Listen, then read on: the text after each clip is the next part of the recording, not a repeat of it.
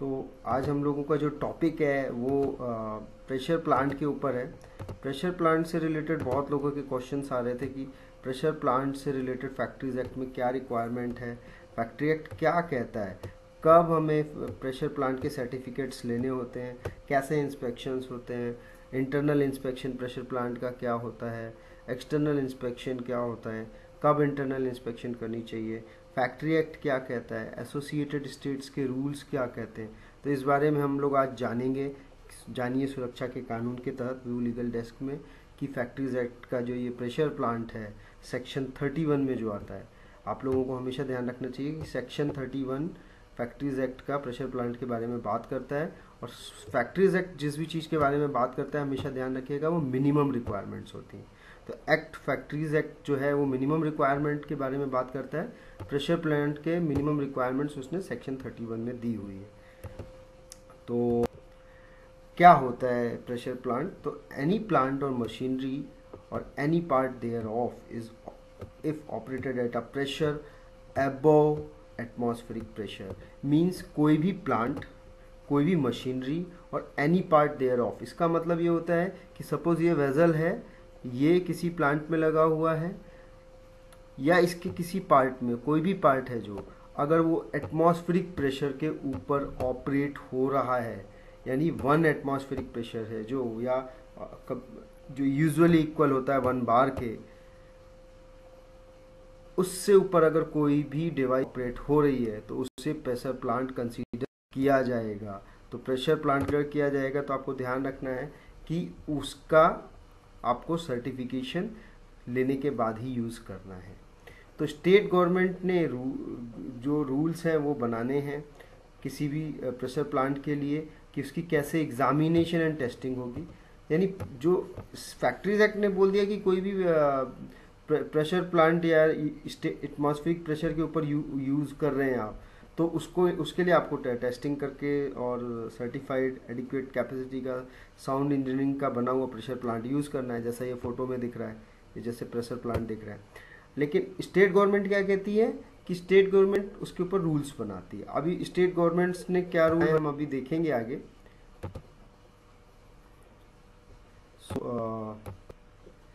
ये देखते हैं हम क्या रूल्स बनाए हैं। तो गुजरात है, जैसे गुजरात स्टेट रूल्स के रूल नंबर 61 में रिक्वायरमेंट्स प्रेशर प्लांट की दी हुई है। रूल नंबर 61 में क्या रिक्वायरमेंट दी है कि inspection and testing, external inspection यानी बाहर से जो आपको इसका फिजिकल इंस्पेक्शन करना है वो 6 महीने पे करना है। प्रेशर वेजल के अंदर जाके, आपका अगर प्रेशर वेजल इतना बड़ा है कि आप उसके अंदर जाके इंस्पेक्शन कर सकते हैं, तो 12 मंथ्स में आपको उसका इंस्पेक्शन करना है। तो ये गुजरात स्टेट रूल्स की रिक्वायरमेंट है। Externally 6 month, internally 12 months. लेकिन अगर आप अंदर नहीं जा सकते हैं, अगर इसका मैनहोल का साइज इतना बड़ा नहीं है कि आप अंदर नहीं जा सकते, तो आपको हाइड्रोस्टैटिक टेस्ट करना पड़ेगा 24 महीने पे। तो इतनी रिक्वायरमेंट दी है। इसके साथ इन्होंने एक ये ऐड कर दिया कि अगर आपका प्रोसेस कंटिन्यूस प्रोसेस है, जहाँ पे आप ये इंस्पेक्शन नहीं कर पा रहे हैं, इंटरनल इंस्पेक्शन, क्योंकि कंटिन्यूस प्रोसेस है तो आप प्रेशर वेजल को स्टॉप करके, प्रोसेस को स्टॉप करके नहीं कर रहे हैं, तो आपको हाइड्रोस्टैटिक टेस्ट हर 4 ईयर्स यानी 48 मंथ्स में कराना है। तो this is requirement of Gujarat state rules, जो रूल नंबर 61 में लिखा हुआ है। और फॉर्म नंबर 11 में सर्टिफिकेट देता है कॉम्पिटेंट पर्सन। क्या करके देता है? 1.25 टाइम्स डिज़ाइन प्रेशर पे टेस्ट होता है। तो जो आपका प्रेशर वेजल का अगर डिज़ाइन प्रेशर जो है उसके 1.25 टाइम पे आपका प्रेशर वेजल टेस्ट होगा डिज़ाइन प्रेशर के। अगर आपका डिज़ाइन प्रेशर पे आप नहीं करा रहे हो, मैक्सिमम परमिशबल वर्किंग प्रेशर पे करा रहे हो, तो 1.5 टाइम्स होगा। ये चीज़ बेहद ध्यान रखने की है कि 1.25 टाइम्स डिज़ाइन प्रेशर का है, 1.5 times maximum permissible working pressure का है, तो उसके ऊपर ये टेस्टिंग होती है। ये गुजरात स्टेट रूल। लगभग सारी रिक्वायरमेंट्स अदर स्टेट रूल्स में भी सिमिलर है। सपोज महाराष्ट्र का हमने लिया तो गुजरात में रूल 61 था, तो महाराष्ट्र में रूल 65 है। फॉर्म 11 था गुजरात में, तो यहाँ पे फॉर्म 13 है। तो ये थोड़े बहुत ऊपर आसपास चीज़ें डिफर करती हैं, अदरवाइज लगभग रूल सेम है। अगर आप देखेंगे यहाँ पे भी एक्सटर्नली 6 मंथ पे है, यहाँ पे भी इंटरनली 12 मंथ्स पे है, यहाँ पे भी हाइड्रोस्टेटिक 24 मंथ्स पे। यहाँ तक रिक्वायरमेंट सेम है गुजरात रूल्स के अकॉर्डिंग, लेकिन यहाँ पे हाइड्रोस्टेटिक टेस्ट है जो एक अलग रिक्वायरमेंट महाराष्ट्र स्टेट रूल्स ने दी हुई है कि 48 मंथ्स पे आपको हाइड्रोस्टेटिक टेस्ट कराना ही है। और अगर कंटिन्यूस प्रोसेस है तो भी आपको 48 मंथ्स पे हाइड्रोस्टेटिक टेस्ट तो कराना ही है। कितने प्रेशर पे कराना है वो सेम है गुजरात के तरीके ही यहाँ पे भी कि 1.25 टाइम डिज़ाइन प्रेशर और 1.5 times maximum permissible working pressure, उस पर आपका प्रेशर वेसल टेस्ट होना चाहिए। राजस्थान रूल्स में जाएंगे, उसमें भी लगभग सेम रिक्वायरमेंट्स लिखी हुई हैं। इसमें रूल 58 में रिक्वायरमेंट दी हुई हैं।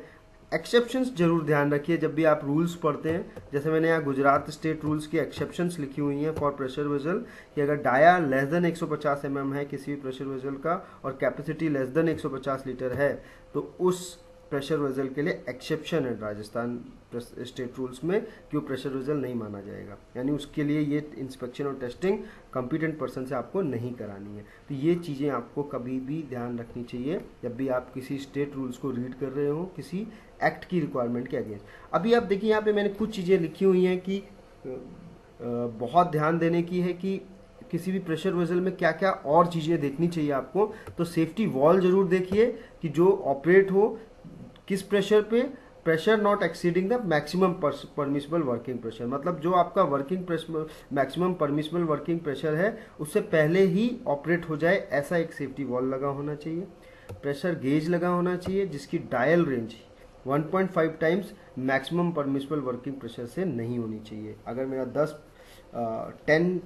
है मैक्सिमम परमिसिबल वर्किंग प्रेशर तो मेरा जो डायल प्रेशर गेज है वो 1 मतलब 15 से कम नहीं होना चाहिए उसकी जो रेंज है। अगर कुछ रूल्स ये भी कहते हैं कि 2 टाइम से एक्सीड भी नहीं करना चाहिए। तो ये चीज़ें आपको रूल्स में ध्यान से पढ़नी चाहिए कि प्रेशर गेज कैसा लगा होना चाहिए, सेफ्टी वॉल कैसा लगा होना चाहिए। ये भी कहता है कि जैसे महाराष्ट्र स्टेट रूल्स है वो कहता है कि प्रोमिनेंट रेड मार्क जो है मैक्सिमम सेफ वर्किंग जो वर्किंग प्रेशर है उस पर रेड मार्क भी लगा होना चाहिए प्रेशर गेज में। तो ये सब चीज़ें आपको रूल्स में जरूर जाके पढ़नी चाहिए। स्टॉप वॉल्व भी होना चाहिए जिससे कि आप उस प्रेशर वेसल को प्लांट के बाकी चीज़ों से आइसोलेट कर सको। तो आइसोलेशन की रिक्वायरमेंट के लिए स्टॉप वॉल्व भी होना चाहिए।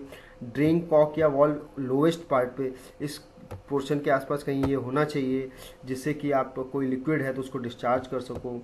Properly design on sound engineering practice, हमेशा प्रेशर वेसल होना चाहिए, कभी भी कोई इन हाउस या इस तरह का मॉडिफाइड जरूर मत यूज़ करिए। गुड कंस्ट्रक्शन होना चाहिए, साउंड मटेरियल होना चाहिए, एडिक्वेट स्ट्रेंथ होनी चाहिए और किसी भी पेटेंट डिफेक्ट से फ्री होना चाहिए। तो ये सब रिक्वायरमेंट्स हैं जो रूल्स में लिखी हुई हैं। तो ये लोग भूल जाते हैं। इन रिक्वायरमेंट्स को जरूर मैच करिए कि क्या आपका प्रेशर वेसल इन्हीं तरीक़ों से बना हुआ है। ये जो डिवाइसेस लिखी हुई हैं 1 2 3 4 इन डिवाइसेस उसमें लगी होनी चाहिए। ये भी ध्यान रखिए कि एक थिन वॉल्ड प्रेशर वेसल की हर रूल बात करता है कि वो 20 साल से, कोई कहता है 25 साल से, जैसे यहाँ पे मैंने लिखा है महाराष्ट्र स्टेट रूल कहता है 25 ईयर, गुजरात स्टेट रूल कहता है 20 ईयर। तो ये आपको स्टेट रूल्स में जाके पढ़ना पड़ेगा कि थिन वॉल्ड प्रेशर वेसल हैं जो वो कितने साल के बाद यूज़ नहीं कर सकते।